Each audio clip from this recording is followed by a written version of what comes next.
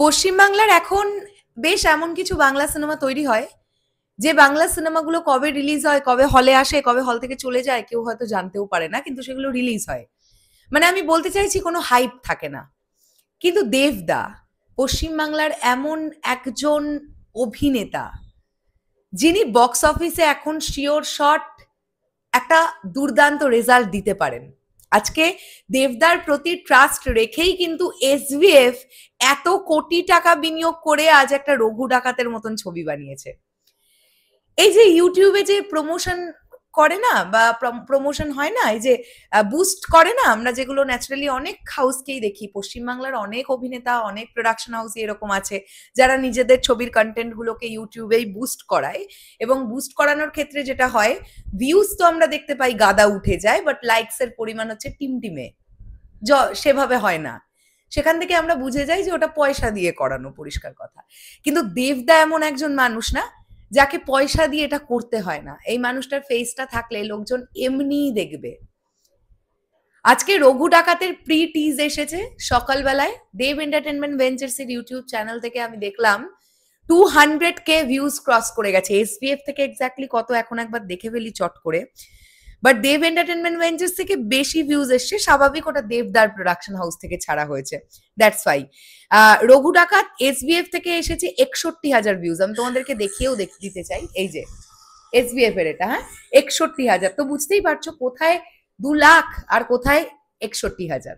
তো দেবদার house views এর দিক থেকে অনেকখানি বেশি এগিয়ে আছে।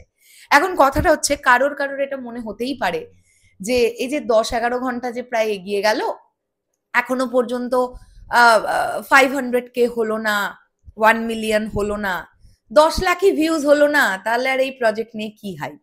তাদের উদ্দেশ্যে বলি, আমরা এটা ব্যক্তিগতভাবে সবসময়ের জন্য মনে করি যে পয়সা দিয়ে বুস্ট আপ করানোর চেয়ে জেনুইনলি যত অডিয়েন্স দেখছে সেই অডিয়েন্সের নাম্বারটাই আমাদের কাছে আসুক, তাতে করে আমরা বোকা বনবো না।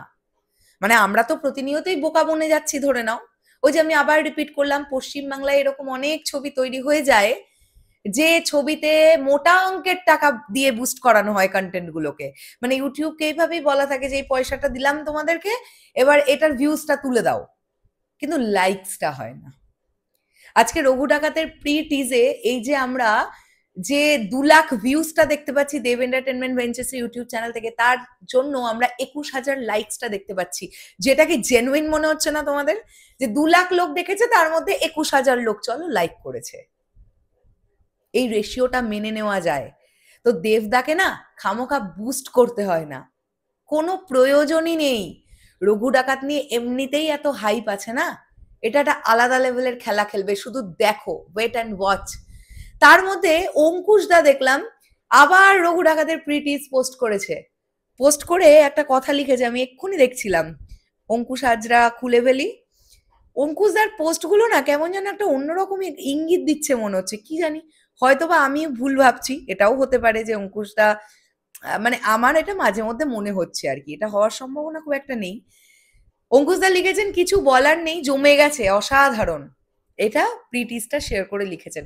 তবে আমি একটা জিনিসে বেশ অবাক হলাম, আজকে আমাদের পশ্চিমবাংলায় এত বড় একটা গ্র্যান্ডারের ছবি তৈরি হয়ে গেছে, সেভাবে ইন্ডাস্ট্রির কাউকে সেভাবে পোস্ট করতে দেখলাম না। দেবদাকে কি হিংসে করে নাকি তারা? কি জানি বাবা, করতেও পারে।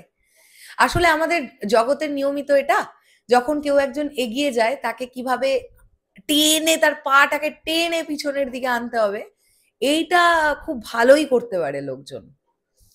তো সেই জায়গা থেকেই কিনা জানি না, তবে যে পরিমাণ ইন্ডাস্ট্রি থেকে এরকম একটা প্রি টিজ দেখার পরে যে মানে কি বলবো, যে প্রতিক্রিয়াটা মেলার দরকার ছিল ততটাও পেলাম না ইন্ডাস্ট্রির ভেতরকার লোকজনদের মধ্যে থেকে আর কি। যাই হোক, পাবো হয়তো, সময় আছে। প্রথম দিনেই যে সবাই শেয়ার টেয়ার করে দেবে তারও কোনো মানে নেই। সবাই তো সেলিব্রিটি, অনেক বিজিয়েস্ট পার্সন আছেন। দেখা যাক, আগামী 2-3 দিনের মধ্যেই বুঝতে পারবো ব্যাপারটা কি হচ্ছে। যদিও কিছুই লাগে না, আলটিমেটলি বাঙালি দর্শক দুর্গা পুজোয় রঘু ডাকাত দেখতে যাবে। এই ফার্স্ট এই যে ভিডিও কন্টেন্টটাতে রঘু ডাকাত টিম যেমন তাদের প্রমিসটা রাখতে পেরেছে, এরপরে টিজার, ট্রেলার এগুলো হতে হবে এর থেকেও ভালো, মানে প্রি টিজার থেকেও ভালো। গানগুলো, প্রত্যেকটা কন্টেন্ট যেন দর্শক নিয়ে আলোচনা করে।